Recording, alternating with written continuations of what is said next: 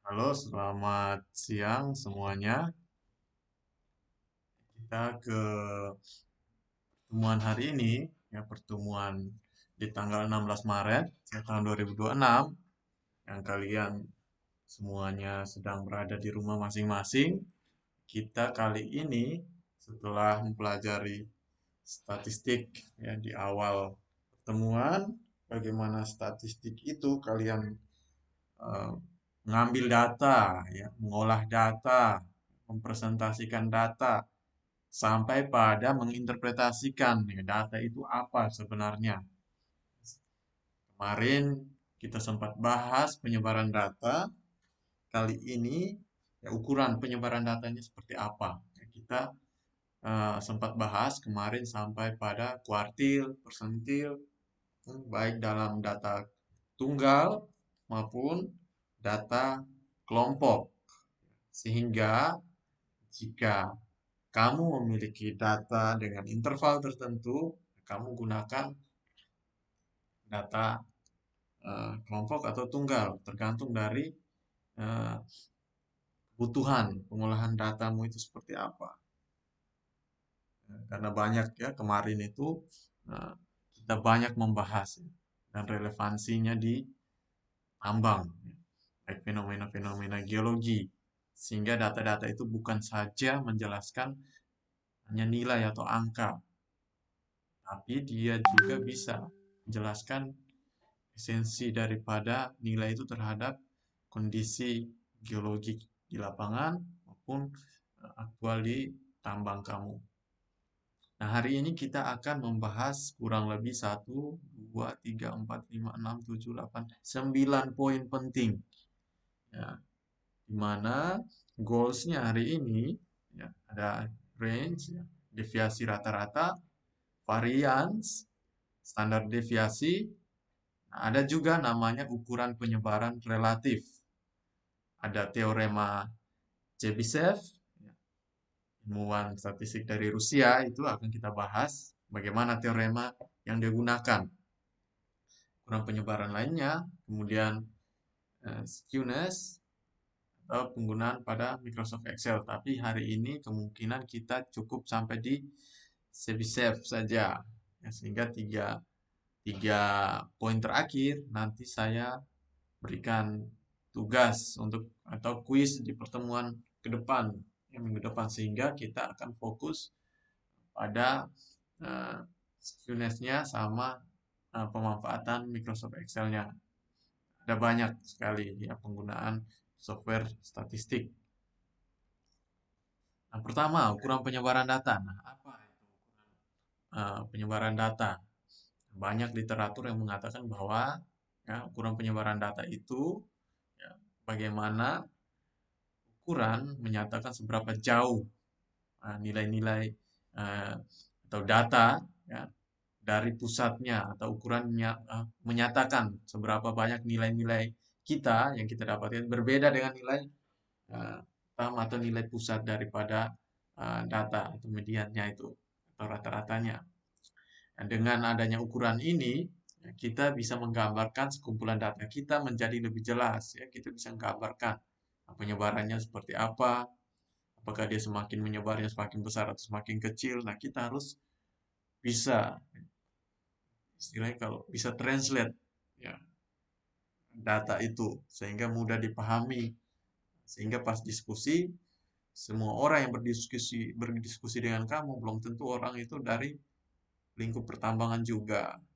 Bisa dia dari ekonom, bisa dia dari teknik lingkungan. Sehingga bagaimana datamu itu kamu bisa menjelaskan dan orang itu paham. Ada ukuran itu yang kita akan bahas, seperti yang kalian lihat ada istilahnya jangkauan.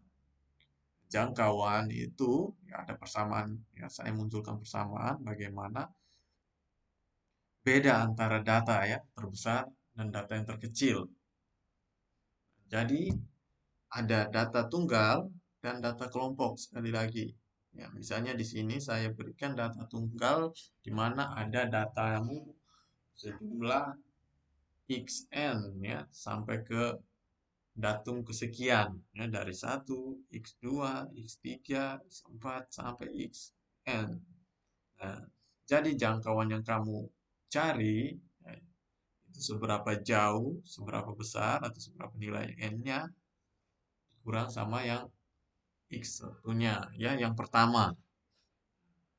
Ada 10, ya 10 kurang 1, jangkauanmu 9. Seperti itu. Ya, ingat, ya, ini materi SMA, harusnya kita mengulangi saja.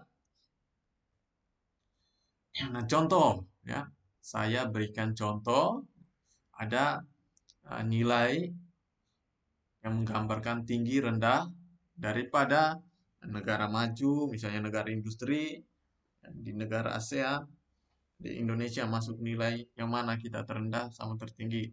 Yang dari jangkauan itu dapat kalian lihat, ya, di poin range atau jarak tinggal dikurangi yang tertinggi sama terendah. Nah, ya, jadi bisa didapat. Ya, range-nya sekian, ya, atau jaraknya 2, 9,1, ya, 16,5, 21,9. Ini hanya untuk menggambarkan saja, kalian mengingat lagi, ya, karena ini uh, dasar. Ya, berbeda ya. Dulu saya kuliah pun seperti ini ya. Sampai sekarang ya tetap sama. Silakan kalau ada yang punya persamaan lain ya silakan digunakan. Kalau saya tetap menggunakan ini karena tetap seperti ini ya. Tidak berubah ya. Nah, berikut untuk jangkauan data berkelompok. Nah, untuk data berkelompok itu kita punya ya kemarin kita sempat membahas ya batas atas, batas bawah. Nah, kalau di jangkauan data berkelompok kita menggunakan bagaimana batas ya selisih antara batas atas dari kelas tertinggi, ingat batas atas dari kelas tertinggi, jadi kita harus membuat data itu dalam kelas ya, ada kelas 1 sampai ke sekian. Misalnya dalam soal ya saya munculkan di situ ada kelas 1 sampai 5 dengan intervalnya seperti itu ya, bisa dilihat ya. Jadi batas atasnya itu 878. Nah, 878 batas atas dari interval kelas tertinggi. Nah, sedangkan yang akan kita kurangi itu dengan 160. Ya, 160 itu ya, batas bawah ya, dari kelas terendah. Ya, batas bawah dari interval kelas terendah. Jadi intervalnya 160 sampai 303 ya, 303. Kita kurangi 160. Ya, bukan dikurangi 303. Oke, sekitar kita dapatlah 718 ya range-nya. Itu untuk yang berkelompok. Ya, diingat. Kemudian ada suatu istilah lagi ya yang mungkin kalian juga ingat ya di SMA, ya deviasi rata-rata. Ya, apa itu deviasi rata-rata? Saya munculkan persamaan di situ. Mean deviation ya. MD itu mean deviation ya. Rata bahasa Inggris ya. Persamaannya saya ambil dari buku bahasa Inggris tapi artinya sama. Deviasi rata-rata terserah mau kamu ganti dengan DR atau terserah dengan apapun yang penting persamaan di sebelah kanannya tetap. Deviasi rata-rata itu merupakan hitungan ya, dari nilai mutlak ya, mutlak deviasi antara nilai data pengamatan dengan rata-rata hitungannya. Rata-rata untuk data tunggal ya, kita punya rata-ratanya berapa, x-nya berapa, nanti dikurangi ya, sigmanya nanti kita dijumlahkan per x-nya sampai x ke sekian. Misalnya n ada 10, ya x yang sebelah kiri ini ya yang saya tunjuk ini ya sampai 10. Dikurangi dengan x rata-ratanya per n-nya. jadi nanti misalnya 10 ya, N1 sampai N10, X1 sampai X10. Sehingga penting dalam pengerjaan kalian harus bikin tabelnya dulu. Ya, jangan seperti kemarin mau hitung manual, ya, sehingga rapi. Sehingga kalau mau koreksi pun jelas, bingung nanti kalau hitungnya ya satu persatu manual sekali. Contoh, ya untuk data tunggal, saya punya data ya X untuk tahun 94 sampai 2001.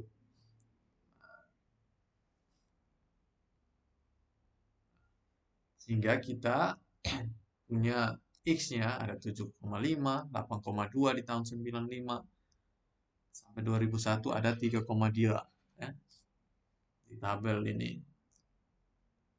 Sehingga kita jumlahkan 26,4. Dari 26,4 kita kurangi tiap N ya, tiap N kurangi. Kemudian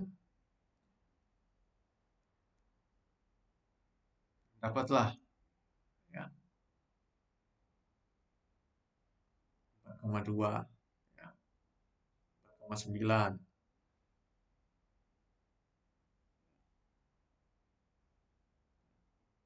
Dari rata-rata ini ya 3,3, ingat XN X, XN1 ya, X1 94 berarti X-nya 7,5 di sini ya, yang ditunjuk. Kemudian rata-rata kan 3,3 dikurangi 7,5 ya kita kurang 3,3. Dapat mutlaknya ya 4,2. Sama sampai ke N ya, ke 2001. Kita dapat ya 0,1 positif. Oke, nanti kita jumlahkan sigmanya itu 34. Rata-ratanya 4,25. Nah, jadi kita kurangi 1 ya, N-nya. Kurangi 1 hasilnya 9 kurang 1 karena N-nya tadi 9. Nah, kita kurang 1 ya. Sigma X kurang X rata-rata itu kita dapatnya 34. Jadi hasilnya 4,25. Ya, clear. Sampai sini bisa dipahami. Kalau bingung silahkan diputar ulang lagi. Dilihat langkah-langkahnya ya, yang sudah saya jelaskan. Berikutnya untuk yang berkelompok. Nah, yang berkelompok itu berbeda lagi. Nah, distribusinya itu ada frekuensi. Ya, tadi nggak ada frekuensinya. Ya, yang berbeda. Nah, di situ bisa dilihat. Ya, saya kasih contoh langsung biar uh, bisa dipahami. Saya kasih intervalnya ada ya. Di tabel ada titik tengahnya ada, ya, frekuensinya ada. Kemudian dikali ya frekuensi kali X-nya. Nah, kemudian kamu juga cari seperti yang tadi, ya X kurang X rata-rata. Ya, kemudian barulah dikali X, F dikali X kurang X rata-rata. Jadi, setelah ya, kita kali ya, F ya, dikali X kurang X rata-rata, setiap N, ya ingat di setiap N. Nah, kemudian kita lihat ya, sigmanya berapa. Nah, kalau ini kalian jumlahkan semua, sigmanya kita akan mendapatkan 2188,3. Nanti dibagi dengan 20 N-nya.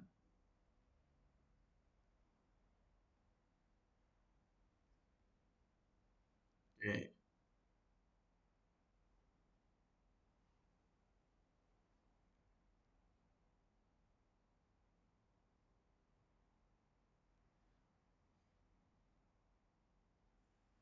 Oke, lanjut.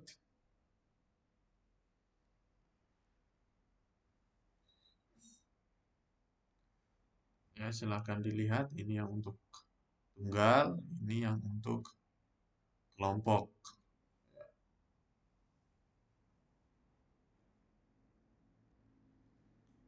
Kemudian untuk varians. Nah, varians itu dapat kalian lihat untuk data yang tunggal. Ya, saya tampilkan dulu yang tunggal. Jadi sebelum masuk ke varians data tunggal, kalian harus tahu varians itu apa. Ya, kalau varians itu rata-rata yang kita hitung dari deviasi kuadrat. Ya, deviasi kuadrat ini. Setiap data terhadap rata-rata hitungannya. Yang kita kuadratkan. Nanti kita gunakan varians untuk eh, mencari ya rata-rata selisih atau beda kuadrat antara data observasi dengan uh, data pusatnya. Nah, biasa kalau varians untuk data itu populasi itu kita biasa pakai uh, sigma, ya, sigma kuadrat. Kalau untuk sampel dengan S, ya, S kuadrat, S kecil. Untuk populasi N-nya itu lebih dari 30. Kalau untuk sampel, N-nya lebih kecil sama dengan 30. Sehingga penggunaan rumusnya akan berbeda. Jadi dilihat datamu, jangan sampai pas skripsi ditanya lain, jawab lain. Ya. Oke, persamaannya untuk populasi, ya, sigma kuadrat itu sama dengan, ini bisa dilihat X kurang FU rata-rata kuadrat per N. Ya. Ini angka rata-rata, tapi ini sama. Ini rata-rata, tapi untuk populasi. Ini rata-rata. Ya. Perhitungan juga sama, rata-rata untuk sampel. Nah, contoh untuk uh, data ini ya, 94 sampai 2001. Nah, sama soal yang tadi juga, tapi ini saya buatkan untuk cari variansnya. Nah, kita cari dulu kurang rata-ratanya, kurang rata-ratanya, nanti dikuadratkan. Nah, kan kita dapat rata-ratanya dulu 3,32. Nanti kita kuadratkan di sini. Ya, kita dapat rata-ratanya juga 50,82. Kemudian kita masukkan ya ke dalam persamaan. Kan dia lebih kecil ini dari 30. Lebih kecil sama dengan datanya ini cuma 1, 2, 3, 4, 5, 6, 7, 8. Sehingga kita bisa lihat N kurang satunya 7. 50,82. Jadi 355,76 bagi 7 dapatnya 50,82. Untuk data berkelompok ya sama juga. Nah, jadi kamu bisa gunakan persamaan tambahan frekuensinya. Ya, misalnya di sini ada ukuran pipa. Ya, pipa pengeborannya ada diameter sekian, 65 sampai 67 sampai 80 sampai 82 dengan frekuensinya sekian. Nah, jadi kita jumlahkan 40, kita gunakan populasi N lebih besar dari 30. Ya.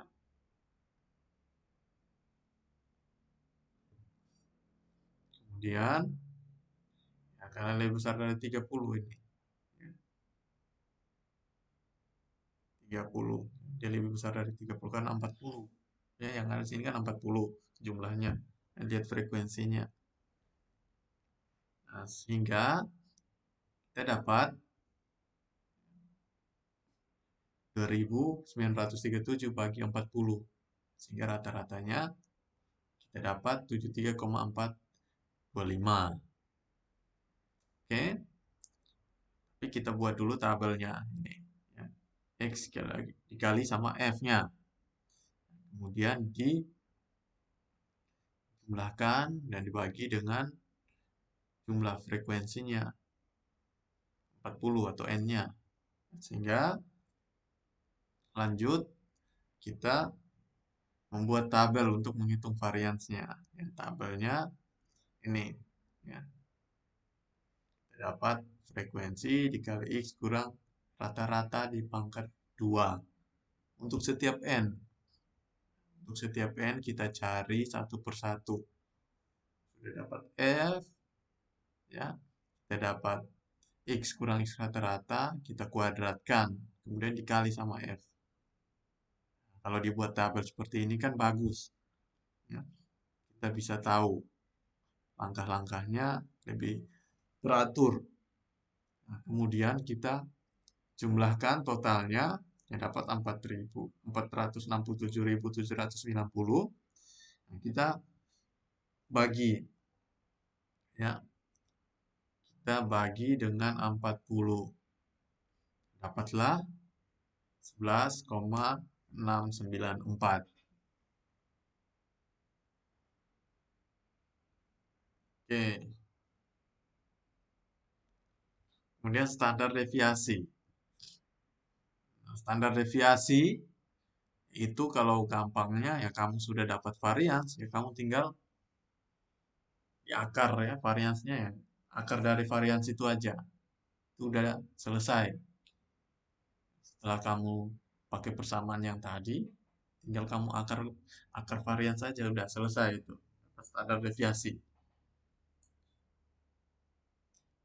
Atau biasa kalau istilah lainnya disebut simpangan baku. Misalnya ada sampel dengan data 8, 7, 10, 11, 4.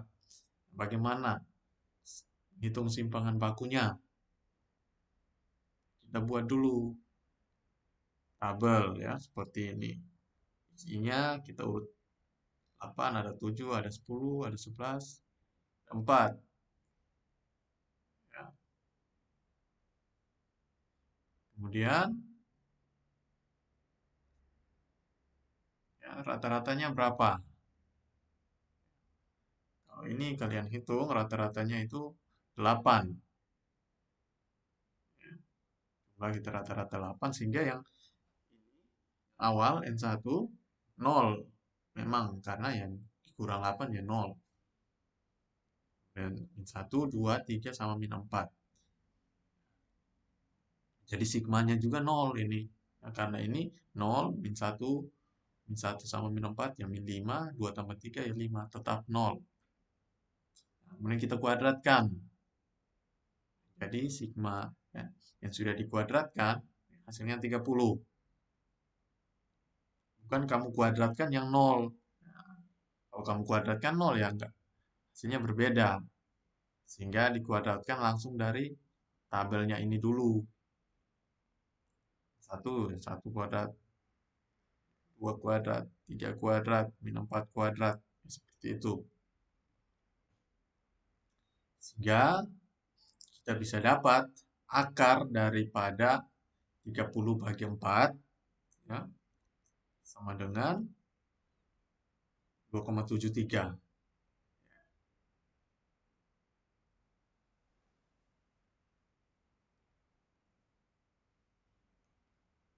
Oh, ini tertutup ya untuk data berkelompok ya, tapi sama ya. Kalau data berkelompok pun tetap kita gunakan samaan seperti yang sebelumnya untuk menghitung simpangan bakunya. Ya, nanti untuk slide yang saya share ke kalian sudah saya ubah ya, sehingga timpang tindihnya nggak seperti ini harusnya. Intinya kamu punya jumlah daripada frekuensinya itu 100, kita gunakan sigma ya, sehingga data populasi N lebih dari 30. Sehingga kita dapat akar ya yang sudah dikali frekuensi ya, X kurang X rata-rata, ini rata-ratanya bagi 2 per N. Jadi 5.342,75 bagi 100 ya, dapat 7,31. Nah ini kalau buat tabelnya lebih rapi seperti ini ya. Semoga kalian bisa buat tabel seperti ini biar rapi. Nah ini kita masuk pada konsep ukuran penyebaran relatif. Nah dalam statistika ada dua jenis ukuran penyebaran, itu satu ukuran penyebaran absolut. Nah absolut ini yang kita pernah bahas, yang kita sudah bahas juga, di mana ada range yang tadi kita bahas di awal, varian, simpangan baku yang nilainya masih dalam satuan asli daripada data itu sendiri. Nah, yang mau kita bahas ini adalah ukuran penyebaran relatif, di mana untuk membandingkan variansi dari dua kelompok data ya. Kita punya dua kelompok data yang berbeda dengan skalanya serta nilainya biasa kita nyatakan dalam persentase. Misalnya kalau di tambang itu atau geologi kita punya ukuran relatif seperti kadar ya, kadar mineral dalam ppm, ada persen atau gram per ton ya, atau ketebalan lapisan ya, yang berbeda. Sehingga kita perlu membandingkan, misalnya deposit antara beberapa lokasi eksplorasi ya, di daerah dengan uh, izin usaha tambang kita, ya, bisa. Ya.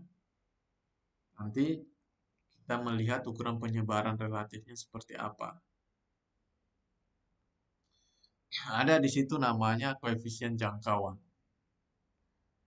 Nanti koefisien jangkauan ini menunjukkan besar bagaimana penyebaran relatif antar nilai maksimum dan minimum. Ya, range berapa nilai kadar minimum, kadar maksimum dari sampel yang kita sudah uji di lab. Nanti kita hubungkan dengan spasialnya seperti apa. Nah, jadi di dalam persamaan itu ada nilai tertinggi, ya LA itu, LB itu nilai terendah. Ya. Nanti dibagi, yang atasnya dikurang, bawahnya ditambah, kemudian dikali 100%. Nah, nanti kita akan lihat. Nah, contoh, misalnya kadar emas, ya, gram per ton dari suatu zona tambang, kita punya kadarnya tertinggi 5, ya, terendahnya 1. Nah, untuk melihat uh, koefisien ya, daripada jangkauannya, tinggal kita masukkan ke persamaan di atas, 4 ya, 5 kurang 1 ya 4 ya, gampang. 5 tambah 1, 6, ya, dikali 100. Kita dapat 66,67 ya, 66,7% lah, segitu.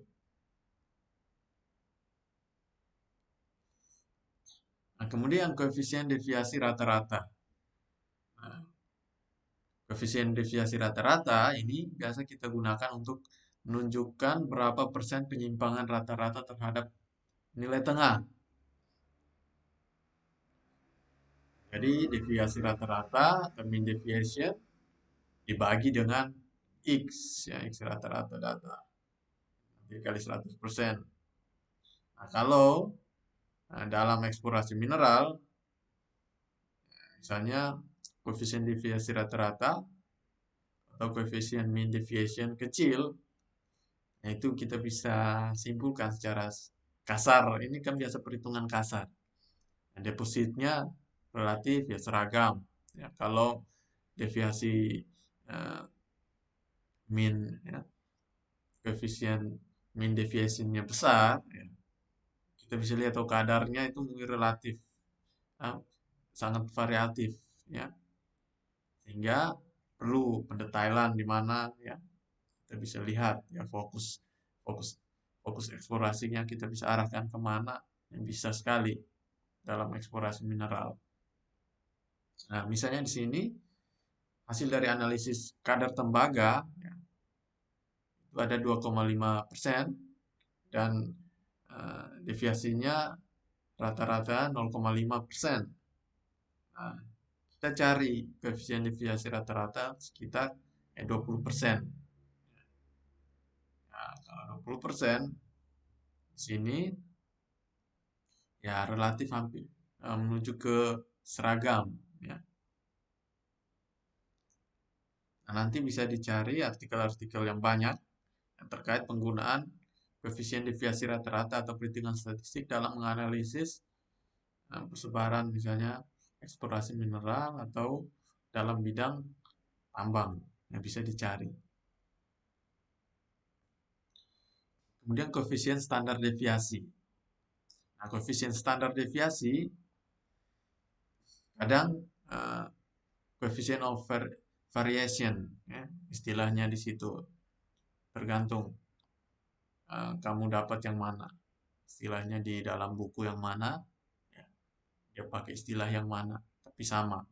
Nah, ini menunjukkan ukuran penyebaran relatif ya, dalam geostatistik dan tambang. Di sini kita menentukan standar deviasi berdasarkan simpangan baku dan X rata-ratanya kali 100% S per X dikali 100%. Ini contoh ya, artikel daripada Leo ya, Aaron ya, dari Universitas Nairobi, Kenya. Yang mereka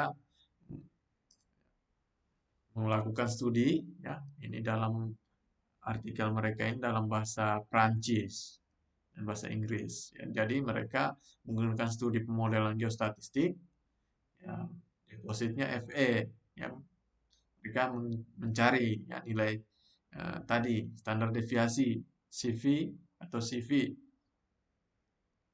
digunakan untuk ya mereka menilai tingkat variabilitas data kadar Fe tadi dalam proses mereka memodelkan geologi dan estimasi sumber daya.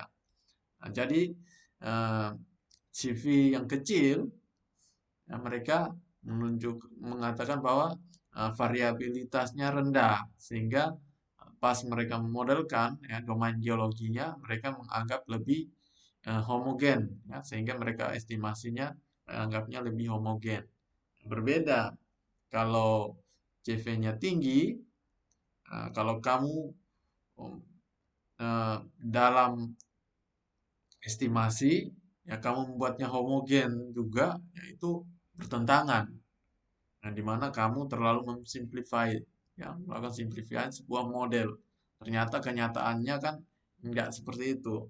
Nah, datanya saja sudah uh, variabilitasnya tinggi. Nah, sehingga kalau orang yang betul-betul cermat dalam menilai model, dia bisa melihat dari data yang ada dulu. Sehingga perlu dicatat bahwa software itu mempermudah kita. Sehingga dalam menggunakan software ya kita tahu dulu basicnya seperti apa. Kita harus menggunakan yang mana. Kita memodelkan apakah homogen atau tidak, ya, variatif. Sehingga itu menjadi challenge kalau kita melakukan pemodelan apapun itu. Ya. Estimasi bisa, pemodelan hidrogeologi bisa, geologi teknik bisa. Sebelum kamu uh, uh, memodelkan harus tahu dulu awalnya itu apakah data saya memungkinkan untuk homogen atau tidak. Karena terlalu simplifikasi ya, kadang tidak bisa menggambarkan keadaan realitanya. Contoh di sini di dalam artikel-artikel itu, ya, kalau CV-nya di bawah 20, itu misalnya endapannya itu ya stabil, ya homogen 20 sampai 50 relatif ya seragam. Ya, kalau lebih 100 itu bisa heterogen dia variabilitasnya tinggi. Ini bisa dilihat ya, cari lagi ya, bacaan-bacaan yang lain. Dan yang terakhir ada teorema Chebyshev, ya. Raymond Chebyshev, nah ini banyak ya, panjang sekali pendapat ya daripada Wirawan, di mana ahli ya matematika kebangsaan Rusia ya, Chebyshev ini menemukan bahwa dia mengukur ya nilai bagaimana hubungan antara nilai tengah sama simpangan baku ya, proporsionalnya. Jadi nilai antara dua setangkup antara kiri kanan daripada nilai tengah itu. Nanti bisa dilihat di sini sekurang-kurangnya 1 kurang 1 per K kuadrat.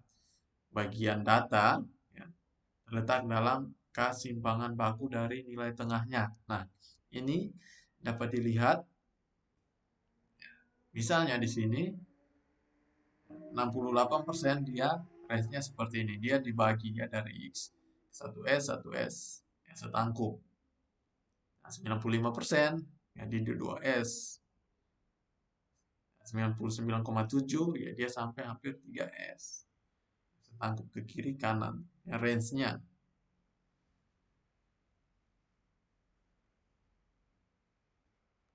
Nah, K ya, K di sini dapat dilihat ya simpangan baku 2 misalnya tuh 75%, 3 88,9%, yang keempat.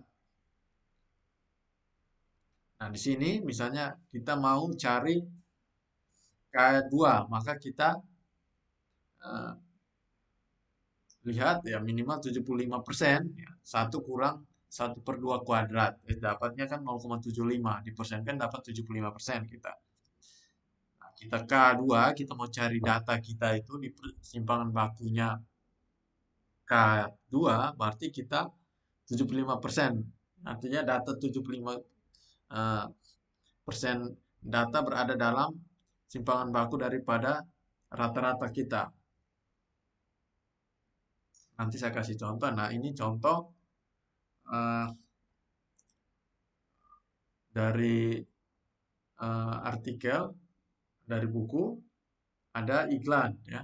Misalnya produksi merek A pada stasiun televisi, ya dia penyiaran selama 40 detik dengan simpangan baku artinya 5 edit, ya 5 kali edit. Ya, diminta kita proporsikan ya. Tentukanlah yang proporsi yang berlangsung dari 30 sampai 50 detik. Nah, jadi kita punya X rata-rata kan 40. Ya, rata-rata kan 40 ya, penyiaran 40 detik ya produk iklan ini. Ya, kalau kalian bisa lihat. Kemudian S ya. Simpangan bakunya kan 5 tadi ya di soal itu. Kita tahu dalam soal. Nah, intervalnya 30 sampai 50 detik berarti 5 nilai bawah ya dan nilai atas kan kita tahu 30 sampai 50. Nah, kemudian kita ambil nilai bawahnya, kita hitung 40 kurang K dikali S, ya S-nya 5 sama dengan 30. Kemudian min 5 ya kita pindahkan ke sebelah ya. Min 5 K sama dengan min 30.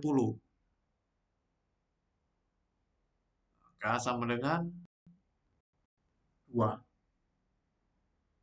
Sehingga 1 kurang 1 per K kuadrat sama dengan 3 per 4 atau 75 tadi. 0,75 75%. Jadi sekurang-kurangnya ada 75% dari total iklan berlangsung dari 30 sampai 50 detik.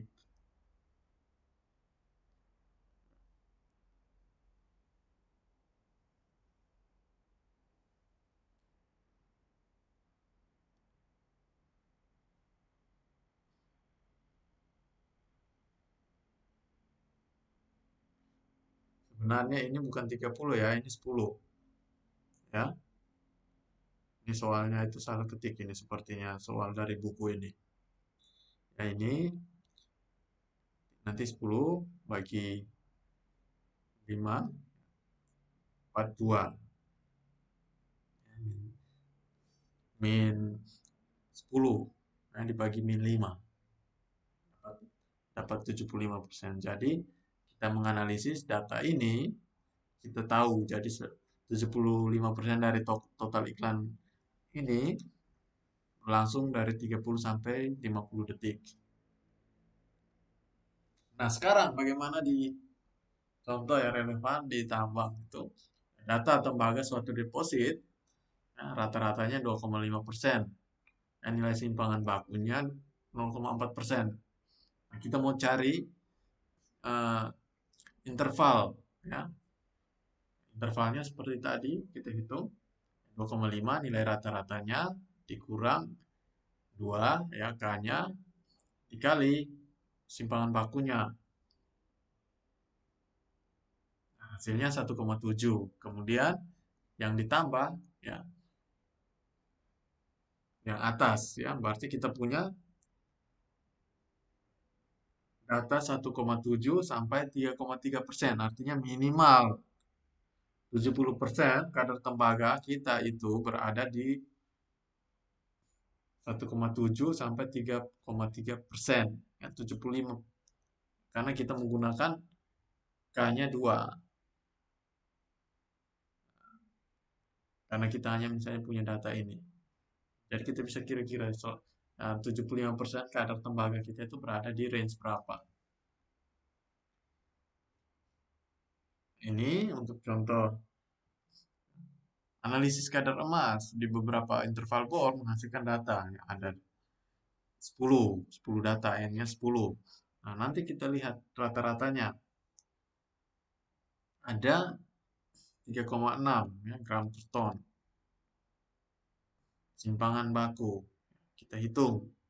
Nah, data tunggal. Nah, kita hitung, kita dapat. Kita buat tabel seperti ini. Tabel seperti ini lebih gampang. Nah, kemudian kita cari variansnya. Variansnya kita dapat 1,6. Ya, S.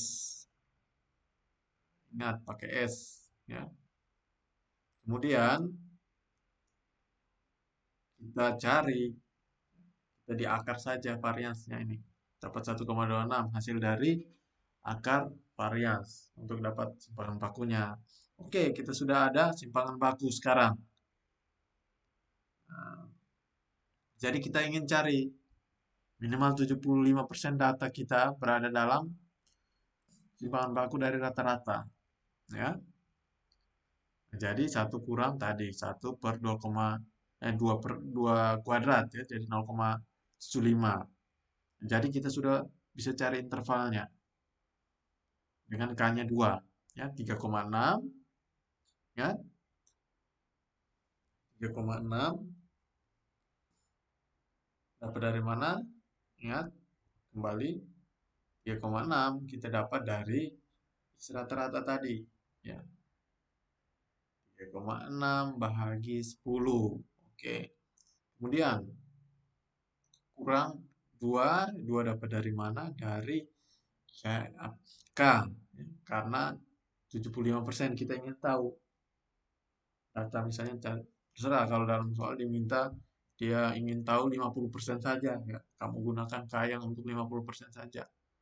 Atau mau tahu menggunakan K-nya 3, 90 sekian persen. Datanya berada pada simpangan baku berapa dari rata-rata. Berapa atau 3 simpangan baku dari rata-ratanya. Kemudian di sini dikali 1,26, ya. 1,26 itu tadi akar dari varians, ya, dari simpangan baku itu.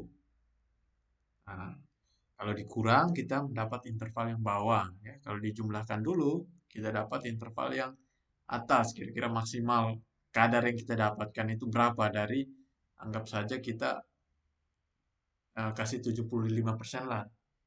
Kalau 90% ya kita terlalu optimis seperti itu. Ya, misalnya 75% saja kita main di 75%, ya, kita kira-kira di lokasi ini Ya, 75% kita bisa menemukan paling tinggi itu di 6,12 ya, kadar emasnya. Ya paling rendah ya kita dapat 1,08. Jadi itu gambarannya. Jadi eh, pertemuan kali ini sampai di sini ya. Mohon dipelajari sampai teorema Chebyshev ini. Eh, jika ada pertanyaan bisa langsung chat di grup atau diskusi sehingga memudahkan untuk saya monitoring perkembangan atau progresnya. Nah, nanti untuk tugasnya silakan menunggu informasi selanjutnya. Oke, selamat siang semuanya, selamat berpuasa. Saya akhiri.